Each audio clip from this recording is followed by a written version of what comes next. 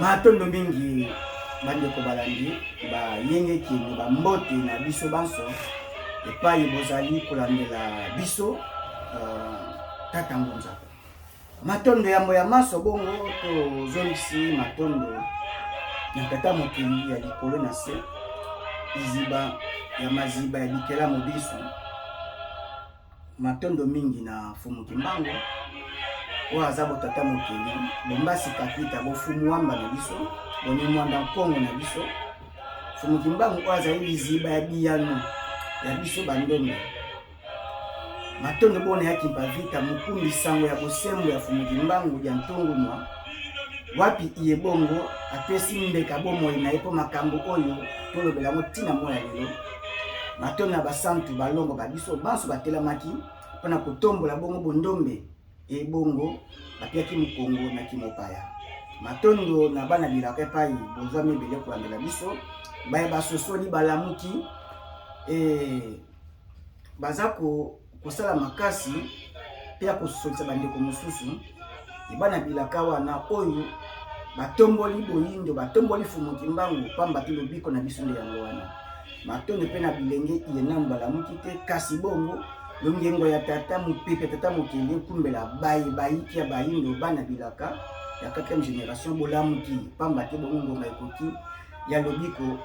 ya bayindo matondo nde ya bino bongo nganga Ngunza Lwankulu wa Mtini Kongo matondo mingi lelo toye kolobela to nengo ya likambo na biso ezali statut to ekeko to pe bongo bikeko ezalaka nini au juste oyo bayiki tososolaka te pamba te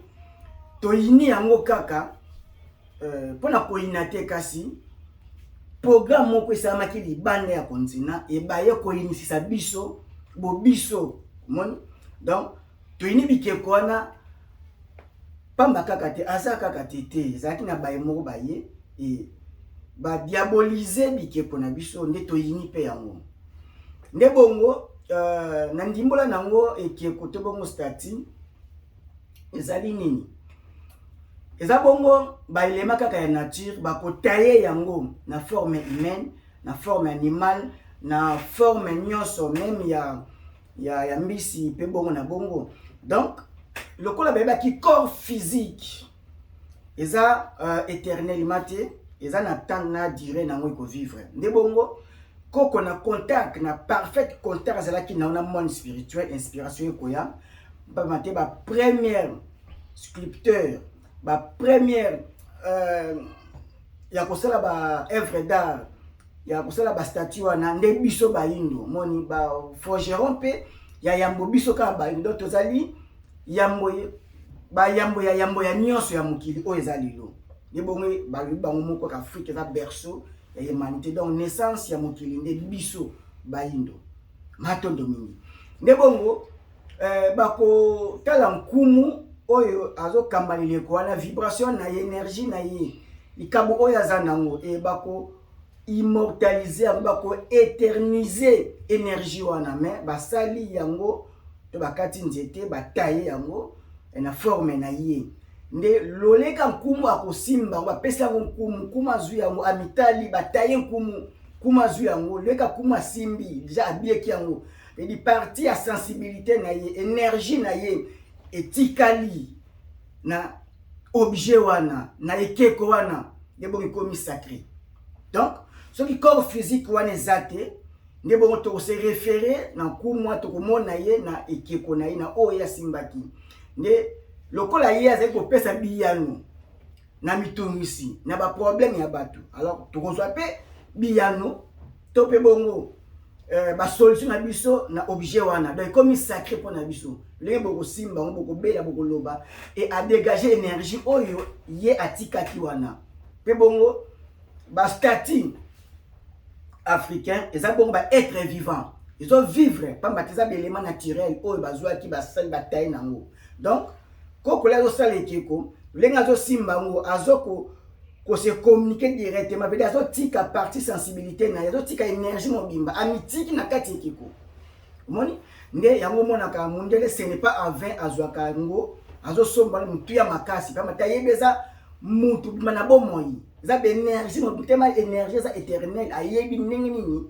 akozwa yango mpona koutiliser yango. Alors biso bayebisi biso bikeko na biso bongo bosata na bondo, donc badiabolize babikeko wana ende tozangi makambo ebele lokola bakoko na biso vivre physiquement éternellement te bazo continuer ko vivre éternellement à travers na biso bana bango, mais ba partie énergétique na bango, ba partie à pouvoir ya bon kumu na bokondi na bango ya bokasi spirituel na bango nde bongo ezotikala na ba objet sacré na bango mingi na bikeko ezotikala nde olenge badiabolize biso e biso mo tozwi yango pamba te batangisi biso na kimundele topesi yango to ba ko piller yango pamba te à part pillage de valeurs ozo continuer ti lelo na kozwaka ba cerveau rare na ba université africaine nyonso baoza bato baza ko distinguer, donc bazwaki déjà ba énergie ancestrale na biso ezepai na bango monindo mona ba objet mususu ba statut mususu ya na musée te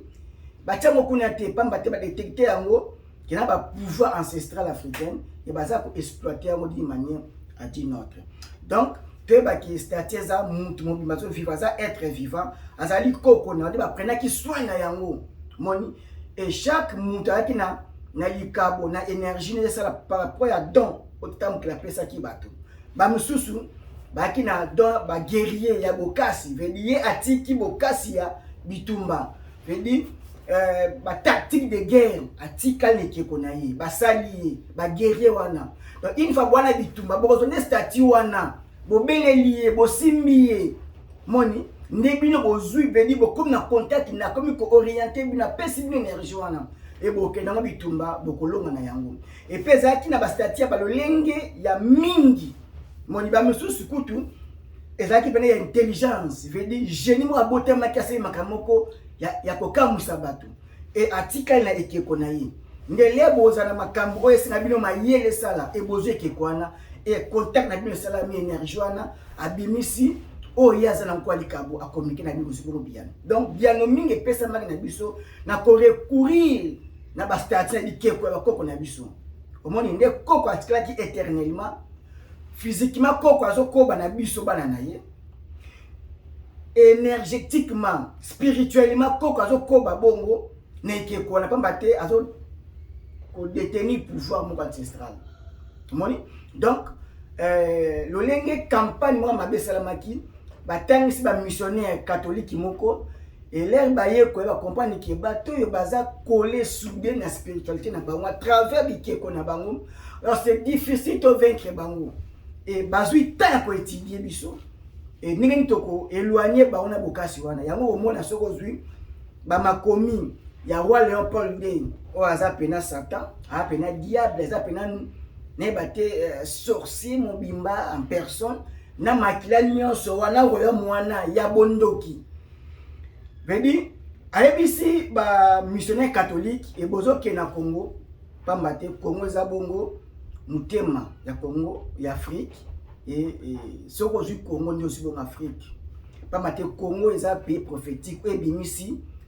mobikisi ya bayindo fumu kimbango obonge bimisi mutalumumba ebimisi bongo museka ebimisi ba valeur ebele Congo. Donc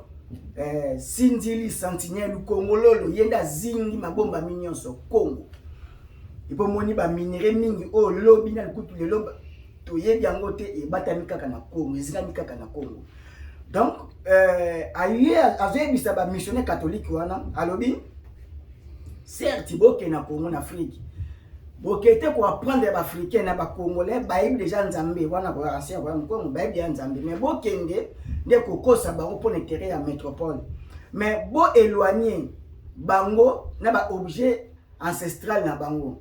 oya bengaki ba fétiche pamba te et procurer bango et pesa bango bokasi te a confronter biso. Donc ayebi ki ba objet sacré bikeko na biso ne ko pesa biso bokasi pour te affronter bango moni mais lelo ndako nyo kende akuya ya africain ya congolais to le beta bongo ya moindo ana ekeko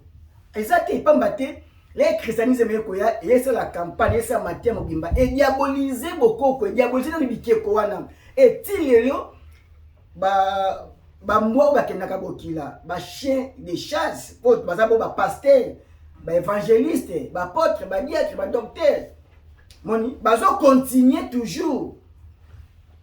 mateya wana eya kodiabolize bikeko na biso pamba te baza bakontinuité ya satana ya libebi bapaster wana baza bacontinuateur ya bosatana bapaster la foi chrétienne wana nde ezosalaki effaiblir biso moi to affronter l'homme blanc eza te imaginez vous na province moko na local moko bien ordonné totia bon Afrique mundele moko botina jipoi akambi bino nyonso pona nipamba te déjà a éloigner bino na ba énergie ancestrale na bino moyen pour revendiquer mais boza bokasi yabo bate non munde toke pour kokunda na biso ko beta na biso mais te vedi bokomi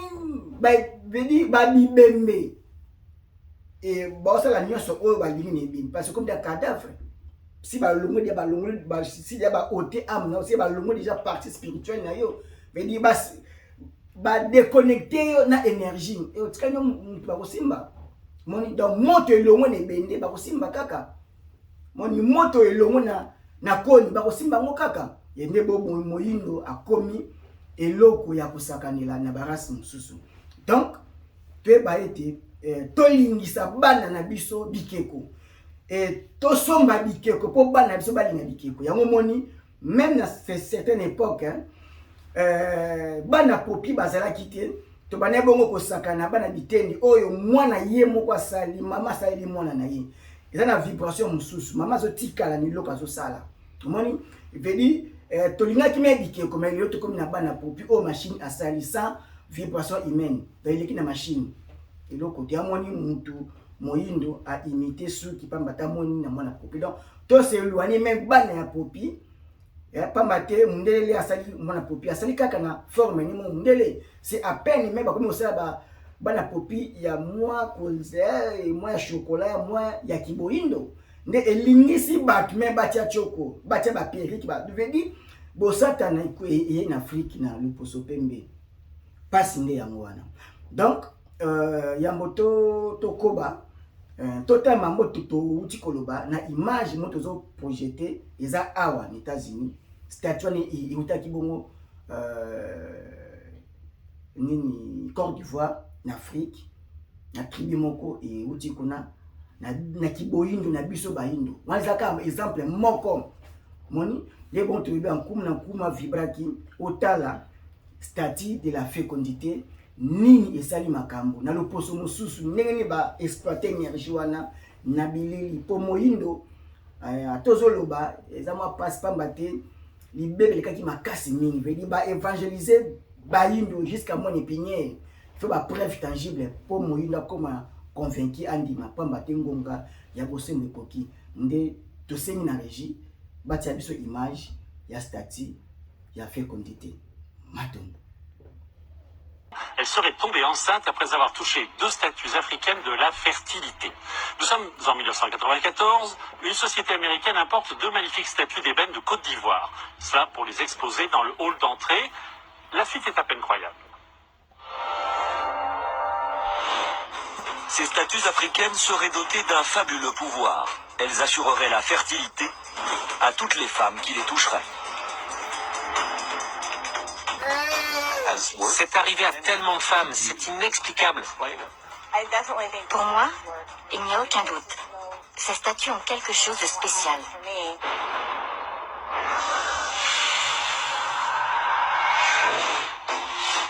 Orlando, dans le sud des États-Unis.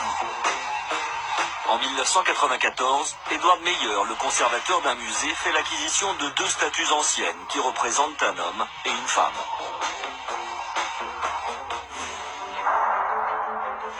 Ces sculptures en ébène proviennent d'une tribu africaine située en Côte d'Ivoire. L'homme tient dans une main une mangue, symbole de la fertilité, et dans l'autre une épée. Quant à la femme, elle porte un bébé sur ses genoux. C'est un roi et une reine. Selon une croyance ancestrale, ce couple souverain serait symbole de fertilité. Plus étonnant encore, la légende dit que si une femme passe entre les 2 statues et les touche, elle tombera enceinte rapidement. On les a d'abord mises dans nos bureaux, parce qu'il n'y avait pas de place au musée. Et en 13 mois, 13 femmes sont tombées enceintes après avoir touché les statues. Alors qu'elles ne cherchent pas à avoir d'enfants, de nombreuses collaboratrices de la société seraient tombées enceintes après avoir touché les statues. À l'époque, je prenais un moyen de contraception. Cela a été une grande surprise que de tomber enceinte, mais une merveilleuse surprise. L'histoire se répand comme une traînée de poudre. Et le Wall Street Journal se fait même l'écho de ce mystérieux baby-boom. Une jeune mère de famille croit plus que jamais au pouvoir des statues africaines.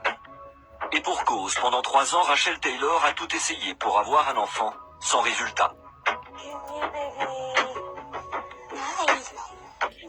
En 2009, en désespoir de cause, elle décide de s'en remettre aux fameuses statues. Ma mère a lu un article vantant les pouvoirs des statues. Comme j'avais tout essayé pour avoir un enfant et que cela ne marchait pas, je me suis dit que je n'avais rien à perdre.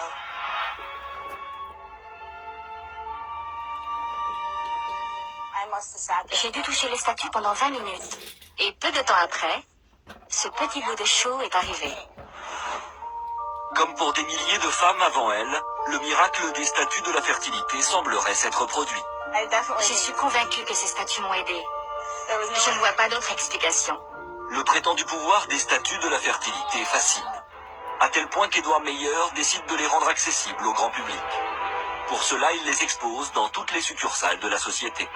On a décidé de les exposer à l'accueil, juste avant la caisse des musées. Comme ça, tout le monde peut venir les voir et les toucher sans débourser un centime. Les mystérieuses statues ont déjà fait 3 fois le tour du monde. Depuis 1994, plus de 3000 femmes seraient tombées enceintes après les avoir touchées. Impossible alors d'ignorer ce curieux baby-boom, même s'il n'existe aucune preuve scientifique à ce phénomène.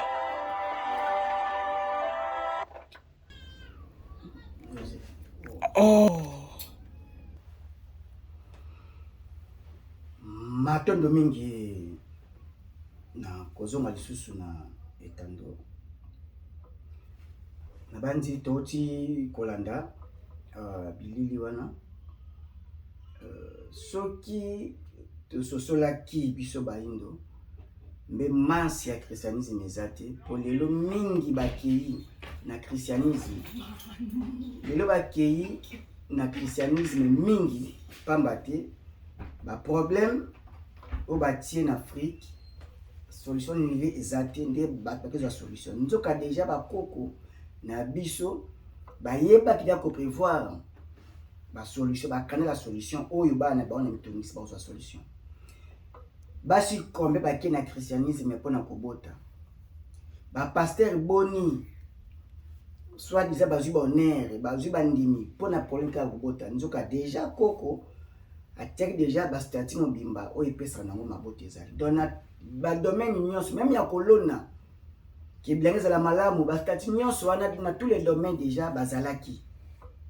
batelemaki pe batikalaki na ba domaine na bango wana donc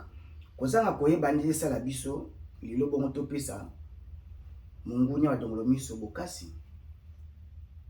te bazui bokasi et ozala biso penza pasi ya bokobi ignorance no moment où temps en vérité commis moni ezala biso bongo pasi mingi biano ezali na biteni nyonso bapesi bongo biano kasi biso topesi mukongo epai o biano bongo ezobimelela matondo mingi na bandi statut de la fécondité tolandi banso oyo des milliers tili baza kozwa mabota race mosusu donc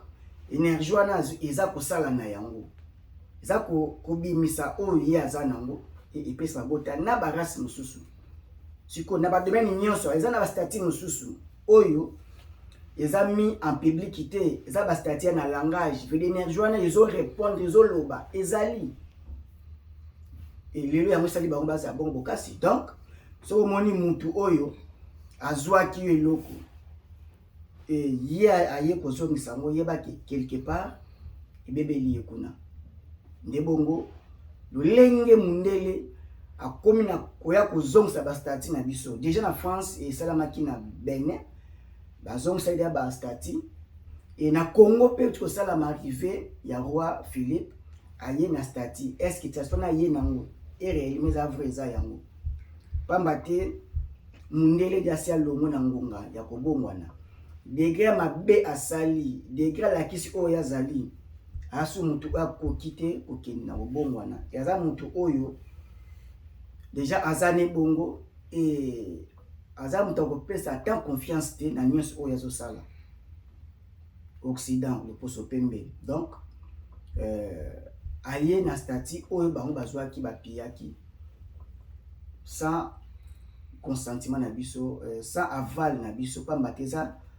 motoki eza milimo eza bakoko na biso bango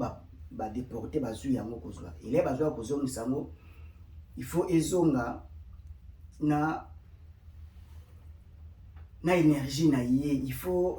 ekozonga kaka bongo te donc il faut badedommagement intérêt esalama mais to bana na phase oyo na badomaine nyonso afumuki mbangu atelemisi bato mwana moko afumuki mbangu na domaine wana ya ba statut ya ba objet ancestral azali total statut oyo roi Philippe azongisi et réellement eza yango ne bongo tutie image oyo de tozonga binosima mato n'est pas celui pris à l'époque coloniale. Moi, je suis critique d'art. Je fais la critique de l'œuvre. Donc, des traits distincts et l'originalité et tout consort. Quand on compare le masque qui date depuis 1939, okay, qui a été pris en ces temps-là, les images sont encore authentiques, comme vous les avez vues, parcourir dans les réseaux sociaux, avec ce qui vient de nous être remis ou prêté en réalité. Ce n'est pas l'original du tout. Voilà pourquoi nous devons être responsables. Cette question est une question de vie, est une question d'âme populaire. Donc nous devons en prendre avec beaucoup de soin, beaucoup de sérieuxité, en y impliquant des experts qui savent dénicher les vrais enjeux. Les œuvres d'art congolaises ont une dimension spirituelle. Tant qu'elles ne seront pas complètement restituées, la Belgique aura toujours une emprise sur la RDC, renchérit Steve Bandoma. En réalité, dans l'homme, c'est l'esprit et l'âme, et dans un peuple comme un tout, c'est la culture et sa spiritualité. Donc si on ôte de vous votre âme, votre dimension spirituelle, l'âme et l'esprit, c'est-à-dire vous êtes un corps cadavre. Nous avions longtemps été un peuple cadavre. C'est pourquoi on est voué à la culturation, on est voué, nous sommes des aliénés, à l'aliénation, parce qu'ils contrôlent nos énergies. Donc c'est une génération qui est partie avant nous, qui nous a légué les énergies pour la pérennité, la continuité de l'État, entre guillemets. Mais moi, je ne suis pas dans les États, moi, je suis dans le droit coutumier. Donc c'est l'avenir d'un peuple qui en dépend. Alors ils savent comment ils contrôlent votre spiritualité. C'est là où vous resterez esclave à vie. Dommage pour la RDC, car le roi Philippe, censé restituer les œuvres d'art, a ramené le masque Soukou en termes de prêt. Matondo bandeko balandi na banzi commentaire mingi ezate ndeko moyindo asali oza devoir na ye est-ce que descendance penza ya wa Léopold kobota mpamala makila eza bébé eza na makila donc ce sont des sanguinaires baza ba malfaiteurs baza batalukuta donc ba père des mensonges c'est l'Occident bango wana donc baza ba foncière donc baza ba torpille scout total lito ikutu et toujours baza kaka na ba tripotage kaka mais ko vutuka ya bilenge ko vutuka ya baindo déjà étoile na biso ezongenga ba réclamation énergie wana il faut ezongela bana na bango et ba kozwaka problème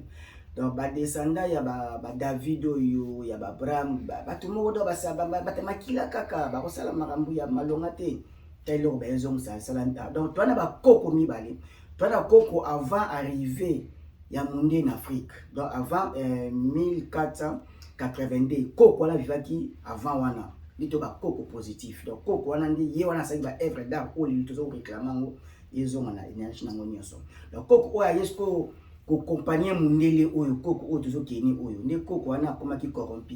de yete yango to lobelela pamba te bango ba ye bazo comme bapaya ba christianiser bango et comme une vie normale à bato vedi ba déportation salami mon maintenant bela avant mondele aya koko wana ya positivité moni donc atikaki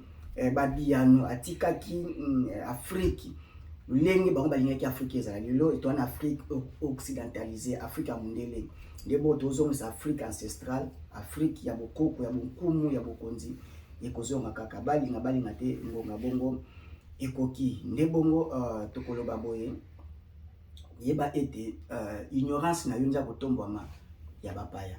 mon ignorance na yo mutu moyindo nde esala tombo ya bapaya donc lelo connaissance oyo toza ko récupérer ya biso to connaissance oyo tozozwa oyo ya biso bayindo nde ekosala biso tombwa mpe bongo kokita ya Occident lelo oyo toloba dia boye histoire eza déjà kodessine ete kokita ya Occident nyonso emati ekitaka e bongo partie asiatique wana baokende na kotombama na bango Afrique émergence na bango na renaissance na bango e Afrique oyo atangisi mokili e Afrique oyo aza bongo mama ya mokili e Afrique wana akokontinue kaka te kozala na se ya baloposo mosusu basakanela ye ngonga ekoki Fumu Kimbangu aza ya kotelama pona kotembola pe kotelamisa bayindo baso matonde pa yozali s'abonner partager émission na lenge oyo nde bongo tokozongisa bayi na nzela pe lobiko na biso nde yango oyo